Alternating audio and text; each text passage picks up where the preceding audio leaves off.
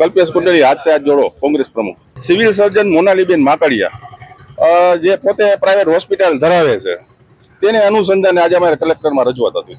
રજૂઆત એવી કરવામાં આવી કે જે પ્રાઇવેટ હોસ્પિટલ છે તેની અંદર મોનાલીબેન માકડિયા પોતે કાર્યરત છે, જે તે પોતે કરી શકે એમ છે નહીં સિવિલ સર્જન હોવાથી, છતાં પણ તે પોતાની પ્રાઇવેટ હોસ્પિટલ રાખી છે અને ત્યાં જાય છે.